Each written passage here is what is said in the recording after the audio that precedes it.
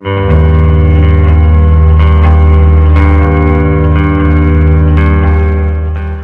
magandang hapon po or magagabi na rin po sa bawat isa. Latest weather update po muli tayo ngayon.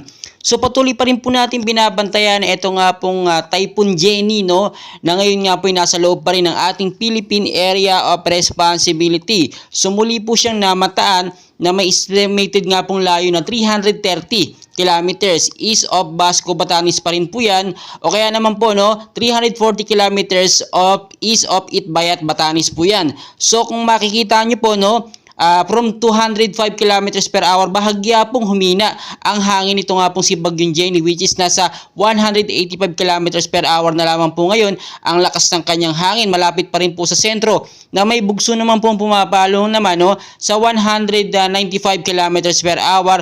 Pa-northwestward pa rin po ang kilo sa bilis nga po na 10 kilometers per hour. As you can see naman po sa ating pinaka-live radar, no, makikita nyo po yung mata dito nga pong si Bagyong Jenny, no, which is nasa 185 kilometers per hour na nga lang po.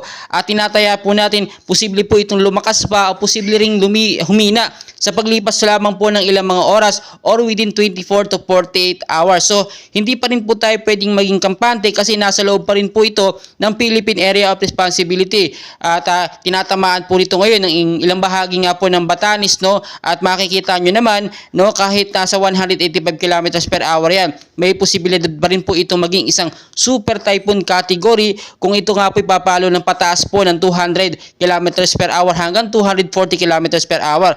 So kung titignan nyo din sa ating pinaka-live radar, no, meron ding nabubuo pa na isa pang active low pressure area dito nga po sa bandang silangang Mindanao. Pero as of now, no, wala po itong direktang epekto sa ating bansang Pilipinas. 35 kilometers per hour pa lamang ang kanyang lakas. Napakahina pa po at hindi ito makakapinsala sa ating bansang Pilipinas. So kung may mga lakad po kayo ngayong hapon at hanggang sa gabi, no, i-check po natin ang kondisyon ng lagay ng panahon, kung maulan ba o hindi. Inataya po natin ngayong hapon hanggang sa gabi, posible po magkaroon ng malakas sa pag-uulan dahil nagbabadya na nga po etong si Bagyong Jenny, no. Mas maganda pa rin, no, maging I'm ready po tayo sa mga posibilidad.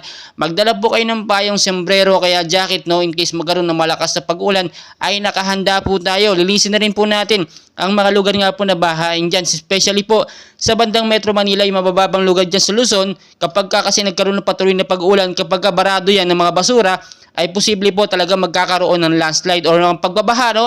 Pagbabaha po. Mag-ingat din po sa mga lugar na matataas kapag nagkaroon po ng patuloy na pag-ulan, posibleng lumambutan lupa at ito yung maging cause po ng landslide, no?